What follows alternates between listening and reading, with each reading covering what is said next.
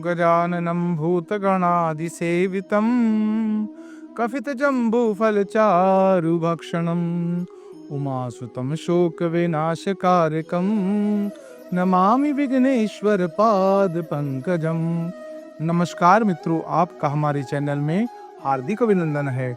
आज हम आपको सुनाने जा रहे हैं करवा चौथ की पूजा 10 अक्टूबर की रात में कब तक की जाएगी। नोट कर लें शुभ मुहूर्त और व्रत की अवधि, व्रत कथा। करवा चौथ का व्रत साल 2025 में 10 अक्टूबर को रखा जाएगा। इस दिन महिलाएं व्रत रखती हैं और सुहाग की रक्षा के लिए करवा माता की पूजा करती हैं। आइए जानते हैं कि करवा चौथ की पूजा 10 अक्टूबर की शाम कितने बजे से कितने बजे तक करना शुभ रहेगा। हिंदू पंचांग के अनुसार 10 अक्टूबर की शाम 5:57 से लेकर करवा चौथ की पूजा का शुभ मुहूर्त शुरू हो जाएगा। वहां 7:10 से आरंभ होकर आप पूजा कर सकते हैं और बेहद ही शुभ रहेगा। हालांकि इस कोई महिला पूजा न कर पाए तो 8:12 से लेकर पूजा अवश्य पूरी कर ले। 10 अक्टूबर को चंद्रोदय का समय 8:12 पर है, इसलिए इससे पहले आपको करवा माता की पूजा समाप्त अवश्य कर लेनी चाहिए। इसके बाद चंद्र दर्शन, चंद्रमा की पूजा और अपने पति की पूजा के बाद उनके हाथ से जल ग्रहण करना चाहिए। भारत के अलग अलग स्थानों पर चंद्रमा के दर्शन अलग अलग समय पर होंगे। चंद्रोदय का समय इस दिन 8:12 पर ही है। भले ही आपके शहर में चंद्र दर्शन देरी से हो, लेकिन करवा चौथ की पूजा आपको पहले ही पूरी कर लेनी चाहिए। आपको बता दें कि साल करवा चौथ की पूजा का शुभ समय सुबह 6:18 से लेकर रात्रि की 8:12 तक ही रहेगा। कुल मिलाकर व्रत का समय की अवधि 14 घंटे की रहेगी। करवा चौथ व्रत स्त्रियों का मुख्य त्योहार है। यह व्रत सुहागन महिलाएं अपने पति की लंबी उम्र के लिए करती हैं। कार्तिक महीने के कृष्ण पक्ष की चतुर्थी को सुहागिन स्त्रियों के द्वारा गणेश, शिव, पार्वती, कार्तिकेय और चंद्रमा का पूजन किया जाता है। व्रत कैसे करना चाहिए? प्रातःकाल स्नान आदि के पश्चात व्रत का संकल्प लें। मम सुख सौभाग्य पुत्र पौत्र आदि स्थिर श्री प्राप्तया कर चतुर्थी व्रत अहम कृष्ण इस प्रकार संकल्प करें और अपना नाम लेकर सौभाग्य, पुत्र, सुख, समृद्धि और आदि प्राप्ति के लिए इस कारक चतुर्थी के व्रत का संकल्प करती हूँ। इस प्रकार संकल्प करें तो पूरे दिन निर्जल व्रत करें। बीमार स्त्रियों के लिए यह बाधा नहीं है। यदि वह दवाई खाना अनिवार्य है तो ये दवाई खा सकती हैं। दीवार पर गेरू से पलक बनाकर पिसे हुए चावलों के घोल से करवा का चित्र बनाएं। इसे वर कहते हैं। चित्रित करने की कला को कलवा धारण कहा जाता है। 8 पूरियों की अठावरी, हलवा और कुछ पकवान बनाएं। मिट्टी से माता गौरी और पुत्र गणेश बनाएं। माता गौरी को लकड़ी के आसन पर बिठाएं। चौकी बनाकर आसन को उस पर रखें। गौरी माता को चुनरी उड़ाकर सुहाग की सामग्री जैसे बिंदी, चूड़ी आदि से गौरी का श्रृंगार करें। जल से भरा हुआ लोटा रखें और कलश की स्थापना करें, उनकी पूजा करें। रोली से कलावा और पर स्वास्तिक बनाएं। गौरी गणेश को चित्रित करवाकर परंपरा के अनुसार पूजा करें। पति की दीर्घायु की कामना करें। निम्न मंत्र का उच्चारण करें। नमः शिवाय सर्वण्य सौभाग्यम संतति शुभम रक्षभक्ति युक्तानां नारीणां हरिवल्लभे। करवा पर 13 बिंदी रखें और गेहूं या चावल के 13 दाने हाथ में लेकर करवा चौथ की कथा कहें या सुनें।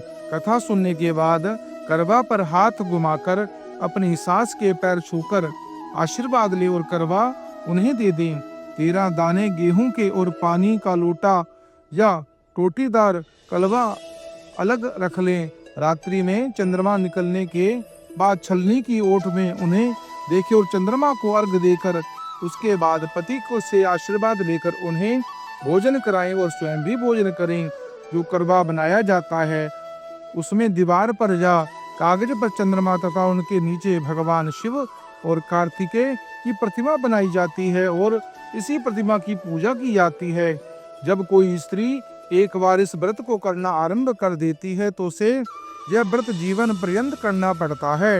यह जरूरी नहीं कि हर उम्र में निर्जला रहकर ही यह व्रत किया जाए। एक बार जब सुहागिन महिलाएं इस व्रत का आरंभ कर लेती हैं तो फिर उसे अपनी सुविधा के अनुसार व्रत के फल और जल ग्रहण कर सकती हैं। करवा चौथ व्रत की कई कथाएं प्रचलित हैं। हम सभी कथाएं एक एक कर आपको देंगे ताकि आप यह व्रत के दौरान बार बार इन कथाओं को पढ़कर अपना ध्यान पूजा व्रत केंद्रित कर सकें। अभी देखें प्रचलित कथा। बोलो गणपति भगवान की। अब करिए कथा का श्रवण। एक बार अर्जुन नीलगिरी पर्वत पर तपस्या करने गए। द्रौपदी ने सोचा कि अर्जुन तो नहीं है और यहाँ पर हर कोई न कोई बड़ी विघ्न बाधाएं आती रहती हैं। आखिर अर्जुन के अभाव में रक्षा सुनिश्चित कैसे हो, कोई उपाय तो करना ही होगा। यह सोचकर द्रौपदी ने भगवान श्री कृष्ण का ध्यान किया। भगवान प्रकट हुए तो द्रौपदी ने अपनी सारी चिंता बताकर निवारण का मुख्य मार्ग पूछा। भगवान ने श्री कृष्ण ने द्रौपदी को इसका मार्ग बतलाया। श्री कृष्ण ने कहा, द्रौपदी, एक बार माँ पार्वती ने भोलेनाथ से यही प्रश्न किया था कि किसी के दाम्पत्य जीवन में छोटी मोटी बाधाएं लगातार आती रहती हैं तो उन्हें दूर करने का क्या उपाय है। शिव जी ने पार्वती से कहा कि वैवाहिक जीवन में थोड़ा बहुत नोक झोंक स्वाभाविक है, उन्हें अपने व्यवहार कुशल से दूर कर लेते हैं। मैं वैसे ही गृहस्थियों का विशेष प्रसन्नता रहता हूँ। करवा चौथ का व्रत इन छोटी मोटी बाधाओं को पार करने में सहयोगी होता है। श्री कृष्ण बोले, हे द्रौपदी, जो स्त्री व्यवहार कुशल से उन्हें शिवजी का संरक्षण प्राप्त होता है। करवा चौथ का व्रत करने से पित्त का प्रकोप भी शांत हो जाता है। तो मैं इस व्रत का महात्म माया की कथा सुनाता हूँ। एक नगर में एक साहूकार रहता था। उसके 7 लड़के और एक लड़की थी। कार्तिक महीने में जब कृष्ण पक्ष की चतुर्थी आई तो साहूकार के परिवार की महिलाओं ने भी करवा चौथ रखा। जब रात्रि के समय साहूकार के बेटे भोजन ग्रहण करने बैठे तो उन्होंने साहूकार की बेटी अपनी बहन को भी साथ में भोजन करने के लिए कहा। भाइयों के द्वारा भोजन करने का कहने पर उनकी बहन ने उत्तर दिया, आज मेरा व्रत है, मैं चांद निकलने के बाद पूजा विधि संपन्न कर कर ही भोजन करूंगी। भाइयों के द्वारा बहन का भूखा के कारण मुरझाया हुआ चेहरा देखा नहीं गया। उन्होंने अपनी बहन को भोजन कराने के लिए प्रयत्न किया। उन्होंने घर के बाहर जाकर अग्नि जला दी। उस अग्नि का प्रकाश अपनी बहन को दिखाते हुए कहा, देखो बहन, चांद निकल आया है, तुम चांद को अर्घ देकर अपनी पूजा कर कर भोजन ग्रहण कर लो। अपने भाइयों द्वारा चांद की निकलने की बात सुनकर बहन ने अपनी भाभियों के साथ पास जाकर कहा, भाभी, चांद निकल आया है, चलो पूजा कर लें। परंतु उनकी भाभी अपनी पतियों के द्वारा की गई युक्ति को जानती थी। उन्होंने अपनी ननद को भी इस बारे में बताया और कहा, आप भी उनकी बात पर विश्वास न करें। परंतु बहन ने भाभियों की बात पर ध्यान न देते हुए पूजन संपन्न कर कर भोजन ग्रहण कर लिया। इस प्रकार उसका व्रत टूट गया और गणेश जी के उससे नाराज हो गए। उसके तुरंत बाद उसका पति बीमार हो गया। वह तुरंत अपने घर की ओर भागी। रास्ते में उन्हें भगवान शंकर माता पार्वती के साथ मिले। पार्वती माता ने उसे बताया कि उसके पति की मृत्यु हो गई क्योंकि उसने नकली चांद को देखकर अपना व्रत तोड़ दिया था। स्त्री तुरंत क्षमा मांगी। माता पार्वती ने कहा, तुम्हारा पति फिर से जिंदा हो जाएगा, लेकिन उसके लिए तुम्हें करवा चौथ का व्रत कठोरता से संपन्न करना होगा। तुम्हें तुम्हारा पति जीवित होगा। सच्चाई जानने के बाद उन्होंने निश्चय ही किया कि वे अपने पति का अंतिम संस्कार नहीं होने देगी, अपने सतीत्व से पुनर्जीवित दिलाकर रहेगी। वे पूरे 1 साल तक अपने पति के शव के पास बैठी रहती है, उसकी देखभाल करती है। उसके ऊपर उगने वाली सुइनुमा घास को भी वह एकत्रित करती जाती है। 1 साल बाद फिर करवा चौथ का दिन आया। उसकी सभी भाभियों का चौथ का व्रत रखती हैं। जब भाभियां उसे आशीर्वाद लेने आती है तो वह प्रत्येक भाभी से यम सुई ले लो, पिया सुई दे दो, मुझे अपनी जैसी सुहागिन बना दो, ऐसा आग्रह करती है। लेकिन हर बार भाभी उसे अगली भाभी से आग्रह करने को कह कर चली जाती है। इस प्रकार जब छठे नंबर की भाभी आई तो करवा ने उससे भी यही बात दोहराई।